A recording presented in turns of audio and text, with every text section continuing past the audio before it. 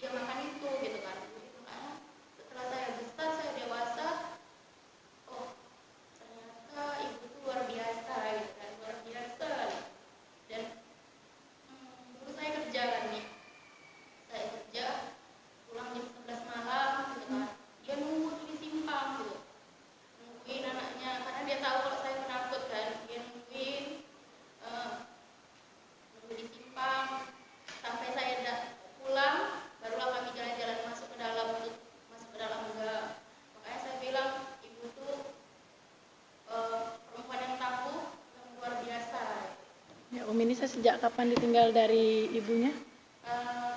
3 tahun yang lalu, kurang lebih 3 tahun yang lalu. 3 tahun yang lalu sudah tidak ada ibunya ya. Ya, kalau untuk Umi Nisa, gimana sih dekatnya dengan seorang ibu, atau siapa sih ibu dalam kehidupan ini?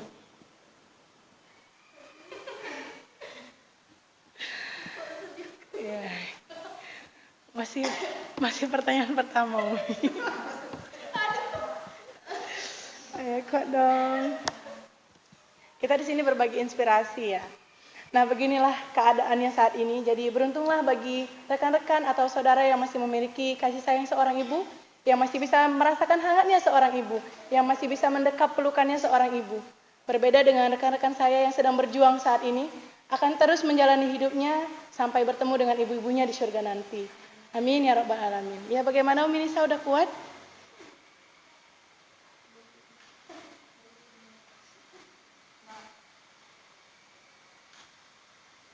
Saya juga gak tahan kayaknya.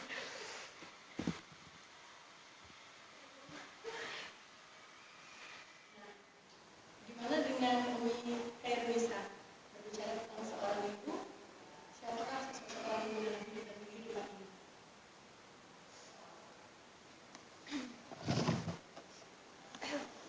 Ya, mohon maaf sebelumnya karena saya tidak bisa menahan tangis karena ya belum lama ibunda saya meninggalkan saya.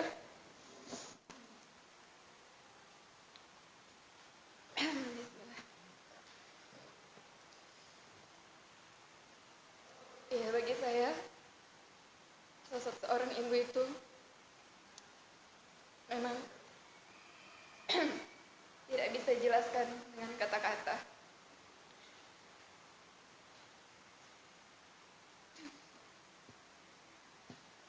Karena bagi saya, ibu itu orang yang paling penting dalam hidup saya. Sehingga saya nggak pernah membayangkan akan secepat ini kehilangan ibu.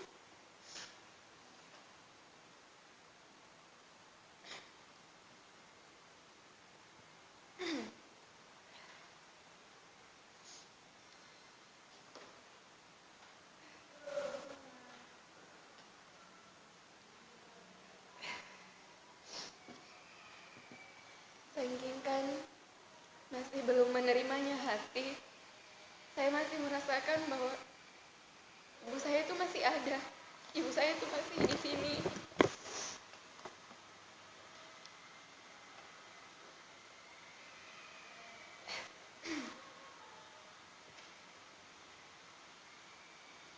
Tapi saya cukup tenang, cukup cukup untuk menguatkan diri saya karena ketika melihat ibu saya pergi dengan wajah yang tersenyum, pada saat itu saya tidak bisa membedakan ketika dia masih hidup dan sudah tidak bernyawa lagi. Saya tidak bisa membedakan wajahnya. Pada saat sudah dinyatakan meninggal, saya berpikir bahwa ibu saya masih ada, ibu saya masih hidup, ibu saya hanya tidur.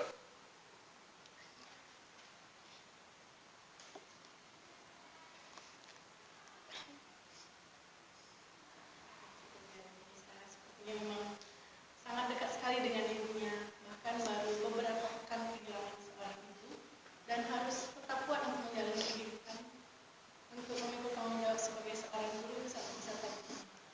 Semoga bisa selalu kuat ya. Nah, berbicara sosok ibu, tentunya saya sudah menyangka tadi bahwa masih ada yang bisa merasakan kasih sayang seorang ibu. Hari ini ada Umi Widya bersama kita. Umi Widya, kira-kira sosok ibu itu seperti apa sih dalam kehidupan? Kalau menurut saya, ibu itu ya benar, ibu itu segalanya. Tanpa ibu, mungkin kita nggak akan pernah bisa ya berada di titik ini gitu. Apapun yang kita lakukan, segala sesuatu yang kita kerjakan, pasti sebelum melakukan itu kita minta restu, sebelum kita melaksanakan sesuatu, kita pasti akan selalu ingat sama ibu kita. Jadi menurut saya sosok ibu itu memang benar-benar my everything, gitu, segalanya untuk kita. Nah, berarti ibu adalah segalanya dalam kehidupan. Bahkan kalau kita bilang, andai kata boleh mendefinisikannya, maka matahari adalah ibu. Tanpa matahari kehidupan tidak akan ada. Nah, berbicara dari tidak adanya sosok ibu kembali, bagaimana sih rasanya kehilangan dari sosok ibu? Dan apa yang membuat Umi masih tetap bertahan kuat sampai saat ini, meskipun tanpa sosok seorang ibu? Saya mulai dari Bu Yusifna.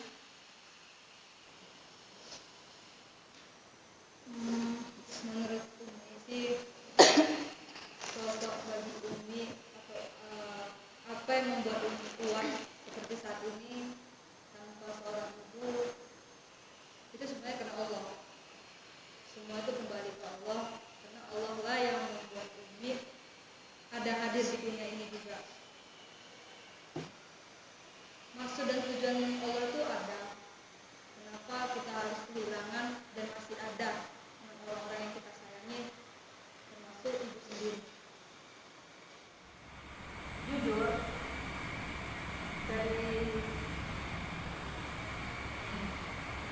dari kecil Umi memang gak pernah yang merasakan arti seorang ibu.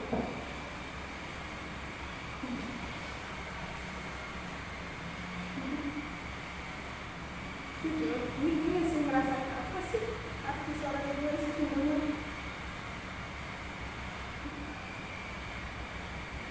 Apa sih yang, gimana sih rasa berkorban seorang ibu, harapan seorang ibu, apalagi masakan makanan amanatnya yang disayangi oleh kita.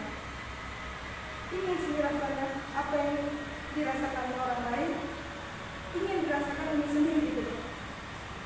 Pasti yang dinikmati anak yang lain terhadap ibunya sendiri kepada Umi itu apa gitu kan? Ini, tapi kita gak boleh menyesalinya juga gitu. Gak boleh juga memarahi keadaan, memarahi takdir gitu kan, memarahi kenapa aku gak memiliki ibu misalnya gitu kan, kenapa aku gak memiliki ayah gitu kan, dari kecil misalnya gitu kan, dari bayi gitu kan, gak melihat wajah kedua orang tua kita sendiri gitu kan. Memang pernah di benak hati Umi sendiri berkata gitu kan, kenapa saya gitu kan, atau Umi harus kehilangan secepat itu gitu kan, yang belum mengerti apa-apa dari kecil gitu kan, sampai sebesar ini gitu kan. Tapi Umi merasa itu semua tidak boleh disesali gitu kan. Apa ini maksudnya, Allah tuh pasti ada tujuannya gitu kan. Tapi jujur Umi pingin ngerasainnya gitu kan. Tapi kita ya berdoa aja kepada Allah gitu kan, bahwasanya Allah pasti memberikan jalan yang terbaik buat kita semua gitu kan. Doain semoga kita sama-sama nanti di sana sama-sama masuk surga gitu kan, sama-sama berkumpul di sana gitu kan. Walaupun di sini tidak terlihat, tapi nanti di akhirat kita berkumpul bersama, berjumpa bersama. Dengan cara apa? Ya tadi sholat itu jangan lupa dikerjakan. Dengan kita sholat itu jangan lupa untuk berdoa. Apa doanya? Rabbil firli wali walidayya warhamhuma kama rabbayani shaghira. Semoga kita nanti berjumpa bersama lagi kepada orang tua. Itu aja sih Umi rasakan. Semua itu adalah doa. Iya, itu semua dengan doa. Nah, kembali lagi bersama Umi Nisa. Kalau Umi Nisa gimana sih rasanya sakitnya kehilangan dari sosok seorang ibu? Dan apa yang membuat Umi Nisa masih bertahan kuat sampai detik ini? Sakit ya kehilangan. Itu posisi meninggalnya mama saya itu di luar negeri, di Malaysia. Mama saya kerja, jadi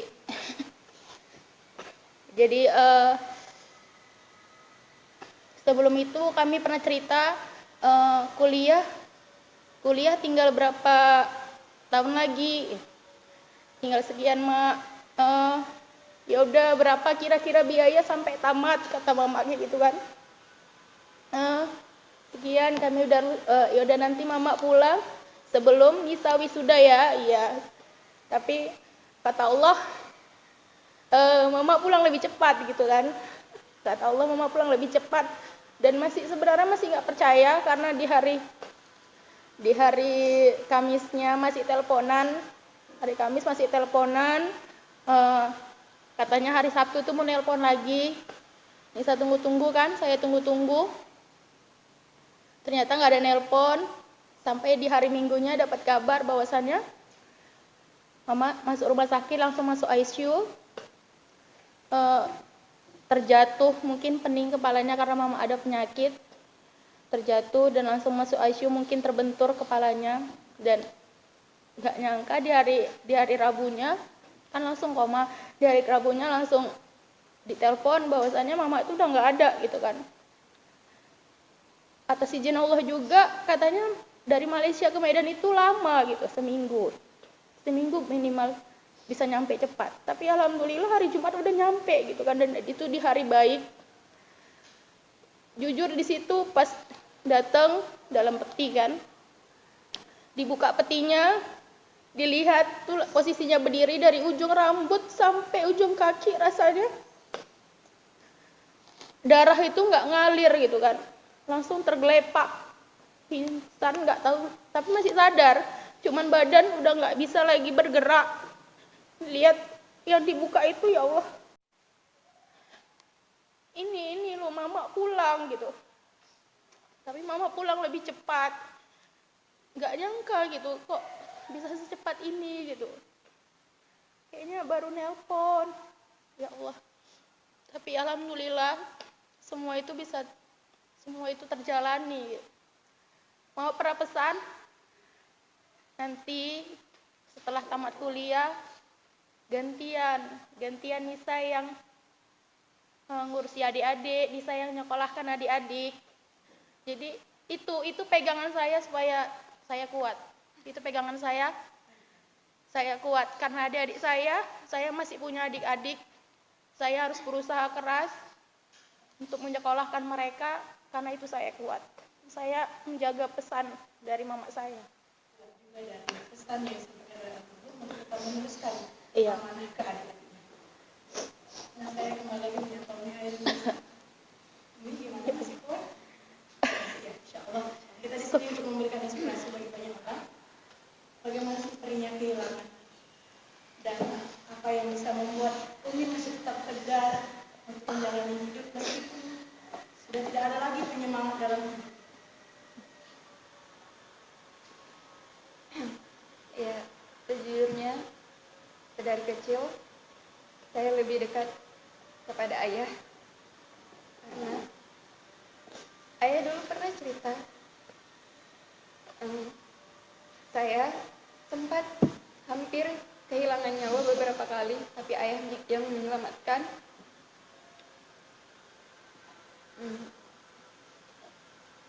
Makanya saya lebih dekat dengan ayah saya. Tapi setelah tamat SMA, saya sadar bahwa saya nggak bisa seperti ini terus, nggak bisa lebih sayang, nggak boleh lebih sayang ayah daripada ibu gitu. Jadi semenjak kuliah, saya bangun kedekatan dengan ibu. Memang lebih komunikasi, lebih sering bersama ibu semenjak kuliah. Bercerita bebas, jalan-jalan sama ibu.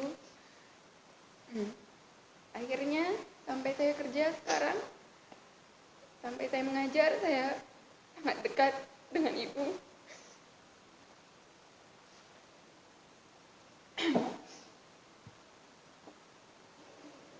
Yang saya rasakan semenjak kehilangan ibu, yang tidak pernah saya sangka-sangka sebelumnya.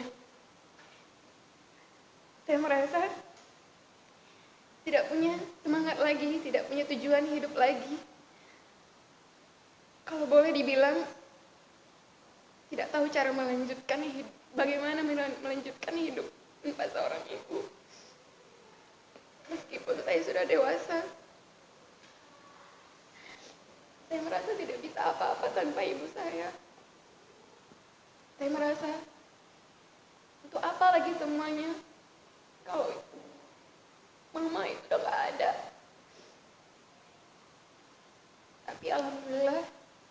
punya keluarga yang kuat, kakak, abang, serta adik yang kuat, dan juga ayah.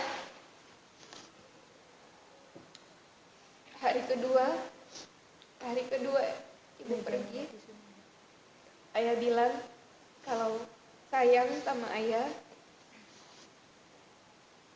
nggak mau lihat kalian nangis-nangis lagi. Kalau sayang sama ayah, jangan nangis berlebihan. Dan yang membuat saya kuat sampai sekarang adalah ayah saya. Itu alasan saya untuk tetap menjadi kuat. Walaupun sampai sekarang sudah di hari ke-17, ibu saya meninggalkan saya mencoba kuat. Dan mudah-mudahan Allah tetap menguatkan keluarga saya, terutama adik saya yang tidak sempat berkata apa-apa sebelum kepergian ibu saya, karena posisinya adik saya jauh. Itu saja. Terima kasih, Lisa. Sangat menginspirasi. Semua kembali terkuatkan pada keluarga yang masih ada. Tanggung jawab kita masih terus terjalani. Masih ada adik yang harus kita bahagiakan, ada adik yang harus kita sekolahkan, ada ayah yang harus tetap melihat senyum kita. Semua kembali kepada keluarga. Lalu bagaimana dengan sosok Umi Widya? Sejauh ini sudahkah cukup untuk berbakti kepada orang tua? Kalau menurut saya ya, dibilang berbakti sejauh ini sudah cukup, pasti belum cukup. Pasti belum, nggak akan pernah cukup. Kalau kita bilang untuk orang tua kita, kalau menurut saya ya nggak akan pernah ada cukupnya. Jadi sampai akhir hayat mungkin, akhir hayat kita ya, teruslah untuk teman-teman saya, rekan-rekan saya yang sudah tidak memiliki ibu lagi atau yang baru mungkin kehilangan ibu, harus tetap kuat. Ya satu-satunya cara untuk yang ibunya sudah dipanggil lebih dulu oleh Allah, doakan. Karena itu satu-satunya cara bagi yang sudah tidak memiliki ibu.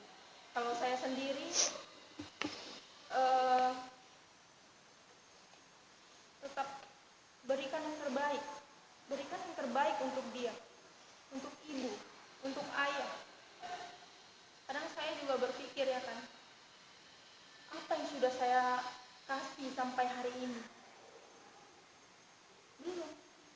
Belum ada. Masih suka bantah.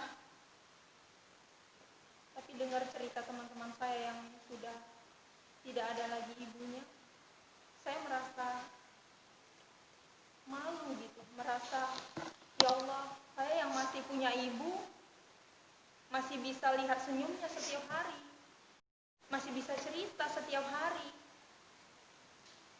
masih bisa berkeluh kesah kerjaan hari ini itu gimana beratnya. Saya merasa malu gitu. Jadi kalau menurut saya ya berbakti sama orang tua itu nggak akan pernah ada habisnya. Terus berbakti. Nah, terus yang terakhir adalah terus berbakti. Karena berbuat baik tidak akan pernah ada cukupnya. Berbicara seorang ibu, sampai ajal menjemput pun balasan ibu tetap surga. Nah, statement terakhir, kalau berbicara dari pengobat rindu hanyalah temu. Namun saat ini untuk bertemu pun sudah sangat sulit. Andaikan saat ini ibu dari Umi sedang berdiri di samping kita bersama, hal apa yang ingin diungkapkan? Saya mulai dari Umi Kairunisa. Ada sosok ibu hari ini sedang berdiri, sedang merangkul. Kira-kira hal apa yang ingin diungkapkan? Ya, sebenarnya saya dan ibu saya itu gengsian gitu kan, untuk mengungkapkan aku sayang mama, aku sayang ayah di keluarga itu, sangat gengsian gitu. Padahal sebenarnya sayang yang nggak terungkapkan gitu. Jadi seandainya ketika saya bayangkan ada ibu saya di depan saya katakan bahwa saya sangat sayang. Belum puas rasanya menyayangi. Belum puas rasanya menyayangi ibu. Seandainya tahu kalau ibu bakalan pergi secepat ini.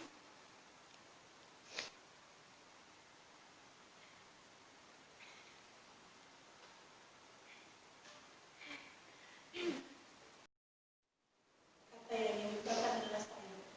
Betapa saya sangat menyayangi. Jadi jangan pernah ragu untuk mengucapkan salah. Saya selagi saya itu masih bisa ucapkan hari ini. Untuk Nisa, gimana jika ada sosok ibu saat ini sedang mendekat pelukan tangannya? Apa yang ingin dikatakan? Sama sebenarnya kan, saya jujur aja gengsi saya besar sekali untuk ngomong seperti itu gitu. Cuman banyak hal yang ingin saya sampaikan dan memang nggak pernah tersampaikan. Mak, Nisa tuh sayang banget sama Mama.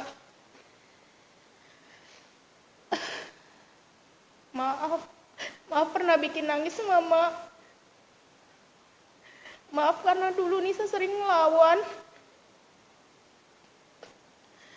Nisa pingin foto bareng sama Mama, kayak kawan-kawan yang lain ada fotonya. Nisa pas kalau misalnya Mama pulang kemarin itu Nisa pingin tunjukin bahwa Nisa udah jilbab besar. Kepingin Mama Nisa jilbabnya panjang. Nisa udah ngelakuin. Nisa mau pingin ngerasain rasanya Nisa beli makanan dari uang Nisa sendiri dan Mama cicipin. Dan banyak sekali yang ingin Nisa lakuin sama Mama. Tapi memang belum sempat karena kegengsian Nisa. Nisa minta maaf. Intinya Nisa sayang sama Mama. Dan terus berbakti karena kesempatan berbakti tidak akan terulang kedua kali. Nah, untuk Umi sendiri, bagaimana jika saat ini seorang ibu yang tidak pernah sama sekali dilihat wajahnya, bahkan mungkin hanya sebongkah foto yang tersisa. Pada saat ini ibu pada menyapa di sini, mengeluhkan apa yang ingin dikatakan?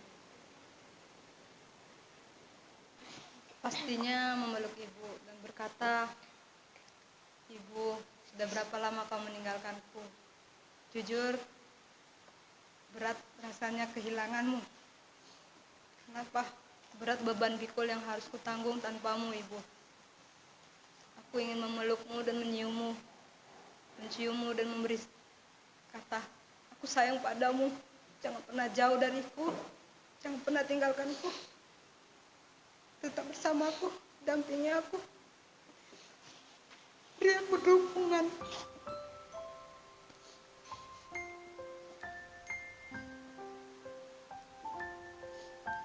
Nah, saat ini hidup Yusuf tanpa arah, tidak ada dukungan. Rasanya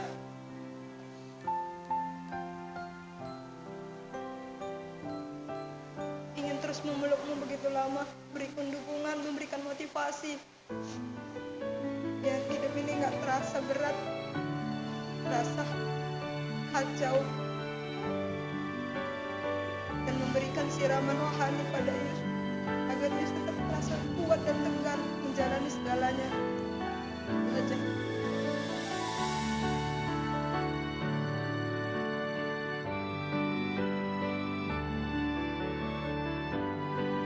Teman-teman yang saat ini masih memiliki ibu, silakan dekat ibunya. Silakan katakan apa yang ingin dikatakan. Karena sayang tidak akan pernah terbalas dengan apapun. Nah, bagaimana dengan Umi Widya? Andai saat ini masih ada sosok ibu dan masih bisa memeluk ibu. Hal apa yang ingin dikatakan dengan ibu yang saat ini masih setia mendampingi, bahkan masih selalu menjemput dan mengantarkan sampai depan pintu? Kita pulang untuk rekan-rekan saya yang udah lebih dulu ibunya dipanggil, sementara saya yang masih ada sampai saat ini ibunya. Untuk mama, I miss you. Nggak akan pernah bisa diungkapkan dengan kata-kata sebenarnya rasa sayang ini. Dalam, nggak bisa juga diukur kedalamannya. Ada satu mimpi yang mau saya wujudkan dan semoga Allah bisa kasih jalan. Dan semoga Allah beri umur panjang sebelum untuk orang tua saya diberi umur yang panjang sebelum saya bisa mewujudkan mimpi itu dan mereka bisa melihat. Boleh disampaikan mimpinya biar kita doakan sama-sama semoga terwujud. Saya mau bangun rumah. Ya bisa dibilang saat ini rumah yang kami tinggali belum bisa dikatakan nyaman, tapi alhamdulillahnya saya masih bersyukur dan terus bersyukur masih bisa diberikan tempat tinggal gitu. Tapi saya tetap mau mewujudkan mimpi itu ketika orang tua saya lebih tua lagi nanti umurnya. Saya mau memberikan rasa nyaman sama mereka. Saya mau mereka tuanya itu santai, tidak memikirkan apapun, tidak memikirkan beban apapun. Semoga itu bisa terwujud. Sekali lagi, saya sangat menyayangi kedua orang tua saya. I love you forever. I love you forever. Ya, begitulah sosok ibu dalam kehidupan kita. Sama-sama kita mendoakan semoga cita-cita dari Umi Widya segera terwujud untuk membangunkan rumah ternyaman bagi kedua orang tuanya. Amin ya rabbal alamin. Maaf ibu, tak angkat teleponmu, menjawab ketus saat kau menelponku. Maafkan aku, jarang beri waktu ngobrol denganmu, bertanya kabar.